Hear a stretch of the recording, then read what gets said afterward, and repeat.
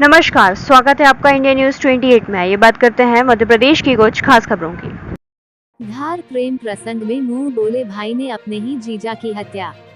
खबर मध्य प्रदेश के धार के अमझेरा में एक तरफा प्रेम प्रसंग के मामले में मुंह बोले भाई ने अपने ही जीजा का हत्या कर उसे मौत के घाट उतार दिया तथा आरोपी ने पुलिस को चकमा देने के लिए कार से टक्कर मारने के बाद घटना को एक्सीडेंट के रूप में प्रदर्शित किया था। लेकिन अमझेरा पुलिस ने पूरी घटना का पर्दाफाश कर आरोपी अंकुश पिता शंकर पनवार निवासी अमझेरा को गिरफ्तार कर लिया।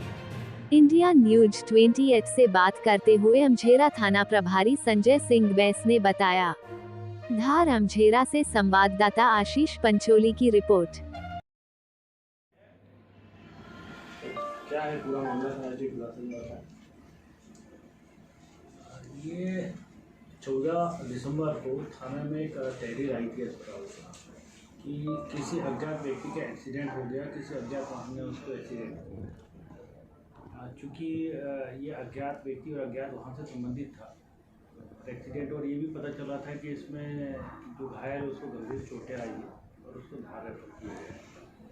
तो उसमें बड़ा गंभीरता से उसको लिया गया और एक टीम का गठन किया गया वरिष्ठ अधिकारीगण के मार्गदर्शन में, जिसमें उप निरीक्षक जूली अमलिया, प्रधान आरक्षक मनोज कटिया, आरक्षक राम जयेंद्र, ये सभी लोग को टीम में लगाया गया और इसको बारीकी से हर पहलू की जांच की गई। जांच पर ये पाया गया है कि दिनांक 14 को प्रातः लगभग 1:30 बजे के आसपास जो है ये एक्सीडेंट हुआ था और ये एक्सीडेंट जो है आरोपी अंकुश पवार इसके द्वारा किया गया है।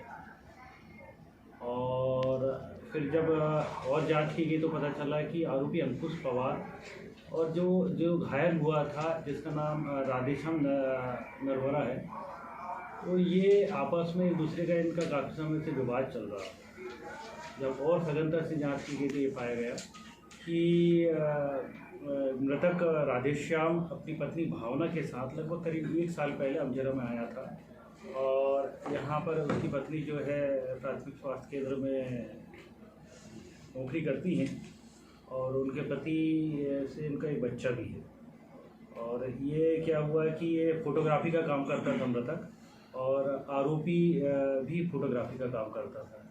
तो धीरे धीरे इनकी जान पहचान हो गई। जान पहचान होने के कारण आरोपी इनके घर आने जाने लगा और धीरे धीरे यह जो मृतक की पत्नी भावना है इसके करीबी बढ़ने लगी और मृतक की पत्नी को ने इसको राखी भी बांधा। फिर ये मृतक की पत्नी जो है भावना, उसकी बहन मोनिका जो कि इसके घर आया जाया करती थी, वो इसके बहन से भी इसके प्रेम प्रसंग चलने लगा, लेकिन बहन की कहीं और शादी हो गई।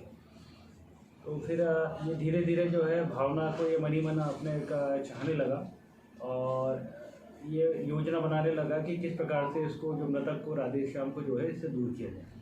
तो करीब 6 महीने से इनके पति पत्नी के बीच जब भी कोई विवाद होता था तो ये पहुंच जाता था और उसको भड़काता था और कोशिश करता था कि दोनों अलग हो जाए। इसका प्रयास धीरे धीरे रंग लाया और इन्होंने बीच में थाने में भी रिपोर्ट किया था, तो जिस पर से आरोपी जेल गया था।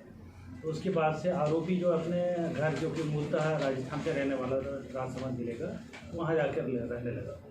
लेकिन जो मृतक है ये राधेश्याम, ये अपनी पत्नी से काफ़ी प्रेम करता था और वो अक्सर आना जाना करता था। जब भी वो आता था यहाँ पर उस पत्नी से मिलने तो उनके बीच में आपस में झगड़ा होता था और ये जो आरोपी है अंकुश पवार, ये पहुँच जाता था और झगड़े को और भड़काता था। दिनांक 13 तारीख को मृतक राधेश्याम ने अपनी पत्नी भावना को फ़ोन किया था कि वो उससे मिलने आ रहा है, लेकिन चूंकि अमझेरा में अंकुश पवार उसको यदि आता है तो वो अंकुश पवार उसको पुलिस को खबर करके जेल में बंद करवा सकता है, उसको ऐसी आशंका थी। तो इसलिए वो धार उसको मिलने के लिए बुलवाया। उसकी पत्नी जो है धार उससे मिलने के लिए गई और उन्हें जाने से पहले अपनी माता पिता को भी फ़ोन कर दिए। तो उसके माता पिता ने अंकुश पवार को भी फ़ोन किया कि बोले देख लेना जो मिलने जा रही है कहीं कोई विवाद ना हो। जब ये शाम को उसकी पत्नी राधेश्याम से मिली तब इनका आपस में झगड़ा होने लगा और जैसे झगड़ा हुआ तो इसने अंकुश पवार को फ़ोन लगा दिया।